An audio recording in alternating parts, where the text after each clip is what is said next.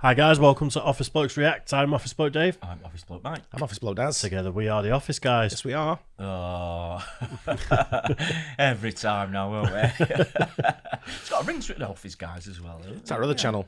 There is guaranteed by the time this video has been out for a week, Office Guys React will be a channel. That's what everyone will be called. They'll be saying it on every video. Yeah. Are you the Office Guys with millions of... Oh no, they're the Office Blokes, Yeah. right? Yeah, fair Fair enough. Right then, how do cargo ships fight against pirates without guns? It's becoming another thing this at the moment, isn't it? With not so much pirates, but the Houthis are near attacking. Yemen. Just off the coast of Yemen. Yeah. So I think one ship this morning was abandoned. Really? It was under threat. Yeah. Yeah. So you're because right. I thought the pirate things is you don't hear about it much now, do you?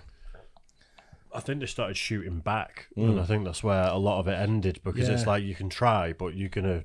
I thought they had a bigger sort of like a military presence there as well, didn't they? I think. And private. There was a lot of private security as well. Yeah. I knew quite a few guys who were running companies out of the Middle East. They were doing private security down the coast of Africa for things like that.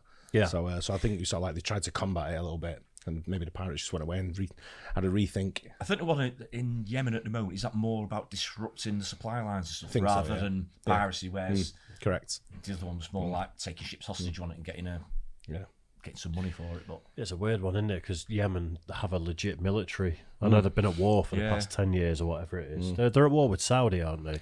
They are. Well, I think Saudi. I'm not sure it's a war as such. conflict, think it's a kind of conflict, calling yeah. it, I think, aren't they? But I think because of our support for Saudi, that's where they've started attacking our ships and things like that. I think the Houthis are. I think they're sort of like, aren't they, supported by like Iran and things like so. that. So it's just another and proxy Lebanon war, and isn't people it? like that, yeah. Just a crazy area to be around at the moment. It's Yeah. a bit, stay clear. Yeah, well, I'd be defending it with guns personally if I had the choice. But let's see. Seems to do the trick, don't they? Yeah, let's see how it's done without guns. Ship does to protect itself from armed pirates trying to get on board. I know what you're thinking. What can water do against AK-47s? In reality, water cannons are actually pretty effective in preventing pirates from getting on board. But I agree with you. Water guns are quite underwhelming as a weapon, especially considering that if pirates somehow manage to get on board, it is game over for the ship's crew. Not that they would be killed, but they could be taken hostage for weeks or months, and in some cases, for many years. Wow. But what happened when Somali pirates attacked a US Navy cruiser and destroyer at the same time? Why many commercial ships don't simply carry real weapons to protect themselves against criminals? Why these extremely loud speakers can be deafening to pirates, even if they wear earplugs? How the simple attachment turns a hose into a weapon? And if all that fails, what the crew could do to get rid of armed pirates who've successfully boarded the ship is not what you think. I saw those. That's a self-destruct button then. It probably is. I saw the. I think we've reacted to a video that talks about those sound panels. Yeah. So I watched Future Weapons probably 20 years ago on the Discovery Channel when they first introduced them, and it's just like proper directional, ridiculously loud sound, and you have to cover your ears if it gets you. Yeah. So it's to get people to drop guns and for riot dispersal. Didn't they start doing something? I can't remember where I read it or I've seen it, but we might have discussed it on here. Didn't they start doing something like where kids like congregate? Yeah. As a disbursement. Yeah, because I think if you're under 18, you've got a different pitch level, and you do really high pitched singing. Yeah. They can hear it, and it's really painful for them. So it's to disperse kids from hanging around shops in the evening Yeah, and stuff like that's that. what I heard, but yeah. then adults can't hear it, Yeah. so it's just to keep the kids away. But They tried it at Altrincham bus station. Is that what years it was? ago. I knew it was something I read or seen. They started playing Beethoven years ago to discourage kids from hanging around. It's like, come on, really? But yeah, the high pitched one, I think the best hearing is up to like 20 kilohertz, which when I got mine tested years ago, it peaked at about 13 or 14 in one ear, and it was less in the other. yeah, So like as you get older, it does like that top end just drops Yeah. off significantly. What'd you say? I've got a deep voice. I'd be worried if you can't hear that. But no, those things are really painful, and it's proper directional, so it can go for a big distance like that. Yeah. There are two layers of defense that most commercial ships employ against pirate attacks. First is the discouragement layer, which is equivalent to installing a security camera outside your house. It doesn't physically stop anybody, but it will discourage some burglars from targeting your house. The second layer is the anti-boarding layer, which is similar to having a security gate at your house to make break-ins much more difficult. For commercial ships, the discouragement layer could start with placing dummies around the ship to give the impression of greater numbers of crew on watch. In addition, lasers could be used to mess with the pirates' visuals as they approach. The ship could also increase her speed, since boarding a fast-moving vessel is much more difficult and dangerous for pirates. But long-range acoustic devices, or LRADs, are probably one of the most effective tools for discouragement. As soon as the crew notices any suspicious boats approaching them, they could use LRADs to communicate with that boat. Unidentified small craft. You are now considered a threat to this vessel. And if that doesn't stop the pirates, LRADs could play a very loud tone, which could be as loud as standing behind a jet engine and directed toward the boat, which is very uncomfortable, if not deafening. Now you might think the pirates could simply wear earplugs, but according to one manufacturer, that wouldn't be very effective. That's because sounds can still travel to your inner ear through vibration of the bones in the skull, which is how bone conduction headphones work. I remember going to the Formula 1 at Silverstone watching the practice run, and we were right near the fence, and the noise off the engines there was absolutely, you could literally feel your ears vibrating inside. And even that was painful, just with the car, whizzing past. So I can see what they mean about the pain and everything. And that was when, before they altered the cars as well. It's when they were really loud. It's absolute killer. In some cases, this might be enough discouragement for criminals, who might turn around and look for the next easier target instead. That said, pirates who are serious could shoot the LRAD and destroy it. And that's where the second layer of anti-boarding equipment comes into play. This is a simple yet effective weapon to stop boats. It shoots out a rope that stays on the water surface and then tangles up the engine propeller as the boat crosses over it. Now take that same principle, apply it to cargo ships, and you get this: a series of trailing wires that can be brought out on the sides and the stern of the ship. If a boat tries to get too close, there's a good chance that this would stop them and make them think twice. A quick stop like this could in fact be dangerous for the pirates. Water cannons are... I wonder if they've got a responsibility to pick them up then. You're in the middle of the ocean. I'm not sure, really. No, you wouldn't. Someone's trying to attack you with guns on them. Why would you pick him up? Because that's the whole intention, is getting him on the boat. No, that's what I'm saying. Though. Hose him down for a bit and then throw shit at him and go, right, come on, you can get on now, we'll take you back. But if you're it's like a game. A mile out at sea and you've disabled the engines, we'd all be like, bye. Yeah. But I just wonder if there's any I'd still be shooting water at him. Yeah. Mix acid in with the water, that's what I say. You're getting dark as well. I know, that you said last week as well? It was like, you've both gone dark this week. I can't remember what it was. Our tolerance levels both getting older. Exactly, yeah. Are another effective tool to prevent unwanted onboarding. The cannon's water pressure can be used as a deterrent for pirates, just like they're used for riot control. But the cannons could also fill up an approaching boat and potentially sink it. Some cannons are remote operated, so the crew can use them from a safe distance, without having to worry about being fired at. Some other ones are fixed, but shoot water in all different directions to hinder onboarding. And some others have rotating heads, which consistently spray water on the sides of the ship. And then there is the water curtain. This specially designed sinker weight keeps the nozzle down near the water's surface, and the restrictive nozzle at the end ensures that the water coming out does so at high pressure. This makes the long hose lash about unpredictably and violently. Imagine getting whacked in It the would face definitely by that. hurt to get hit by this thing. And if you have several of them down the side of the ship, it would make it quite difficult to climb on board. Be funny watching The good old barbed wire or razor wire can also be used to prevent pirates from climbing on board using a ladder. Rolls of razor wire could be brought on the deck and quickly set up whenever needed. An alternative approach is to use safety barriers.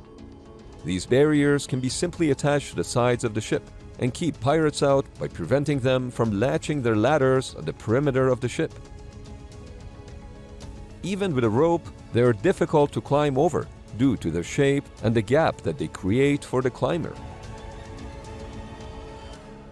All the anti-boarding measures that were mentioned were designed to protect cargo ships against pirates who approached them on small boats. Do you know what's mad though about this?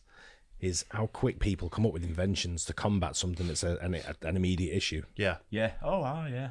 You know what I mean? So as soon as something comes up that's an issue, there's your solution straight away. We've designed something, we've invented something, but they're not there before. And there's quite a few there as well, isn't there? Quite a few different Yeah, there inventions. was. Yeah. But Bit it's clever. bit like if we get like a disease and we have to get a medicine for it, how quick they can fuck about and turn that around, right? When there's some money involved. Correct. Not getting involved. Don't know what you're talking about. No. Never was it imagined that intruders would board a cargo ship from the sky, as it happened on November 19, 2023, when a helicopter approached the Israeli-owned cargo ship Galaxy Leader on a Red Sea shipping route and dropped off a handful of armed Houthi rebels. And from the looks of it, also a professional videographer. Yeah. Yeah. The rebels surprised the 25 crew members and took him hostage. But is there anything that the crew of Galaxy Leader could have done to save their ship? Sure, In a water any cannon could hijacking take scenario, Sure, a water cannon could take a helicopter down, couldn't it? Give it a bit of trouble, wouldn't it? Definitely. Get that tail rotor and stop it spinning properly. Yeah. But it'd have to be very close, wouldn't it? Otherwise it'd just be like a bad rainstorm, wouldn't it? Yeah. You have to be pretty close to it, and then do you want the helicopter coming down on your boat? You're just going to make them mad then when they get out, aren't they? Yeah, It's like when you twat a wasp, innit? Yeah. And you just clip it and you keeps go, oh coming back. shit. Yeah, oh, I mean, if it lands on the boat, I mean, burst into flames. What, a wasp? The helicopter. Exactly, of course. I mean, Especially if it's an oil tanker. well, yeah, it wouldn't be the most ideal solution, would it? Well, So this is Yeah. what they're dealing with currently with the Houthis, then, isn't it? Because I was thinking it was missile attacks and stuff. Well, I think it but- is. that's a properly military one, that, though. Yeah. They were Yeah. proper military, went with helicopters. But they've got a troops proper getting off. military, and it's So- being, like you said, it's sort of funded Yeah. by Iran, isn't it? Yeah. Allegedly. So they've got helicopters and rockets and boats Yeah. and things like that. once the attackers are on board, there's really only one thing that the crew could do to force the hijackers to leave. And I'm not talking about a gunfight. If everything else fails, the best thing to do is for the crew to issue a mayday to notify authorities, then shut off the vessel and go into a safe room that cannot be penetrated by the pirates. With a key. Pirates Yeah. typically don't have the capability to operate the vessel, and if they cannot take anyone hostage, they have no leverage. They'll be most likely forced to leave before the Navy or Coast Guard arrives. But with the Galaxy Leader, the element of surprise from the sky made this option impossible. The Galaxy Leader, which is a car carrier, had no cars on board at the time. But the Houthis who hijacked it didn't care. This is because the Houthis' hijacking was politically motivated. And this is why, as of January 2024, the Houthi rebels have anchored the ship in a bay off the coast of Yemen They've still got it. and turned it into a bit of a tourist attraction, apparently worthy of a selfie. But when it comes to the good old pirates, their motivations and goals are completely different. Consider Somali pirates, for example. When they hijack a ship, their goal is to hold the ship and the crew hostage until a ransom is paid. A high-profile example of this was the 2008 hijacking of the Ukrainian cargo ship Faina by Somali pirates who held 20 people hostage on the ship for 4 months until they received $3.2 million in ransom, which was airdropped near the ship. The pirates left the ship the very next day, and the hostages made it out alive. So the pirates left with, what was it, $3.2 million? Yeah. Was it? How did they leave? It's Somalia, there's no law. No, but did they get on little boats to get off there? Probably docks it. Docks it in Somalia somewhere. And, I'm just thinking, with all the technology we've got and everyone else, that you just, on your way then, bye. yeah. Or is it like, oh, their boat's sinking now, that they're trying to leave? Yeah. You wouldn't think they'd get away with it. I bet they did.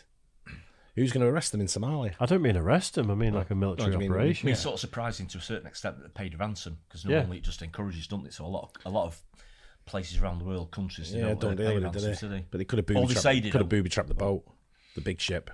Yeah. So I like saying, there's, he's booby traps. As soon as if you start attacking us, we phone a making a number and getaway. a bomb goes off Yeah. or something. Yeah. Yeah, Sure, I they get put you. that tracker in where the money is as well, wouldn't they? And find out where it's gone to. It's Russia, isn't it? And Somali pirates probably not fucking around anymore. No. Also, I know it's covered in Novichok. Yeah. They all had a bad cough after that. Yeah. A cup of tea and went bald. Turned white. In the Gulf of Guinea, there was a different type of attack going on. Those pirates would usually only go after the cargo that was on board and hold the ship and the crew until the cargo was transferred in a ship-to-ship operation. What? This could take up to 10 days, after which the vessel and the crew were usually set free. That's got to be state-sponsored. There are, so of course, that's- ways so, to wouldn't reduce you? the chances of becoming a target for pirates. For example, in light of the repeated Yemen-based Houthi attacks, as of December 28, 2023, half of the container ship fleet that regularly transits the Red Sea and Suez Canal to go from Asia to Europe is avoiding this route. They instead go around the entire African continent, Wow. which adds as much as a week to their voyage, increasing shipping costs and adding delays. Those who choose to continue using the old route end up paying higher insurance premiums. But isn't it easier to just arm the crew with guns so they can protect themselves against attacks? In theory, yes, but there are legal and practical limitations. In international waters, merchant ships are governed by the state regulations of the flag that they're flying. If the flag's state permits, they can carry weapons. But the problem begins when those ships start going from port to port and country to country, where possession of firearms is illegal. The legality issue aside, the ship's crew are there to operate the ship, not to fight against pirates. I don't mean to open a can of worms, but to me it's a bit like asking teachers in America to carry firearms in case of a school shooting. I would think most teachers wouldn't want that responsibility.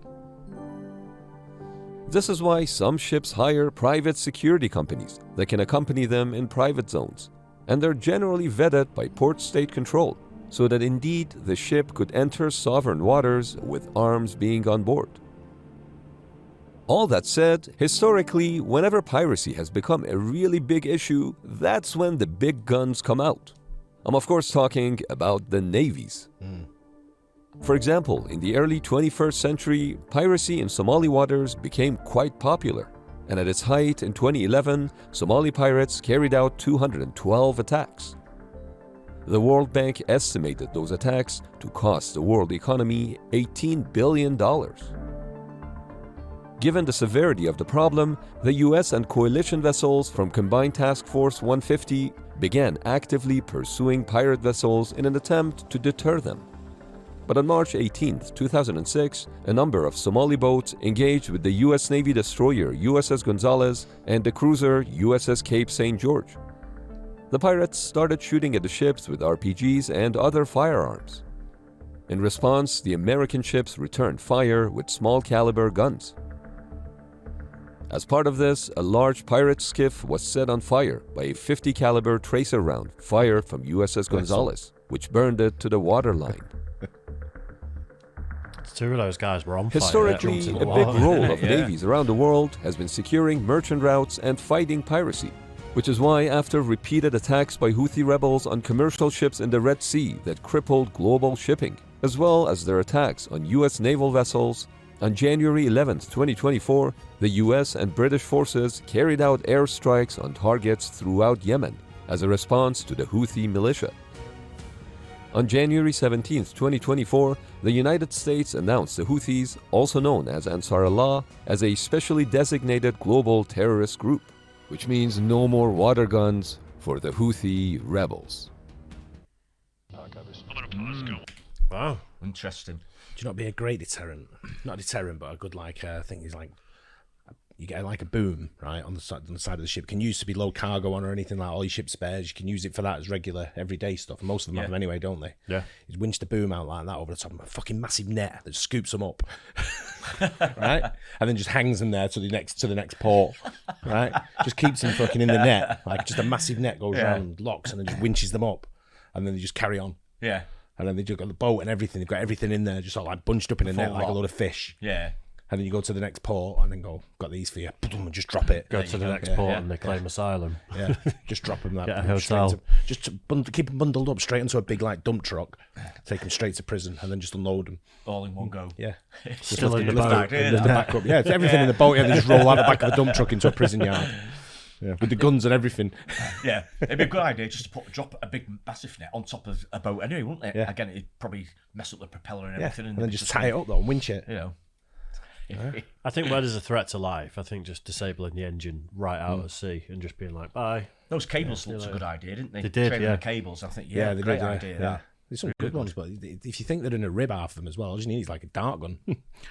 Yeah. Yeah. I still don't understand what them guys were thinking of attacking like US Navy ships. I mean, what's going through your head? I know. Like it's the elite. That's the top range. Hijack, innit? Yeah. Are you trying to say You're not getting better than that. Yeah, it's highly unlikely that if you're in a boat like that with a couple of guns, that you're going to overpower. That's like kidnapping the US someone in the Navy, royal though. family, innit? You know what I Yeah. mean? If you're a kidnapper.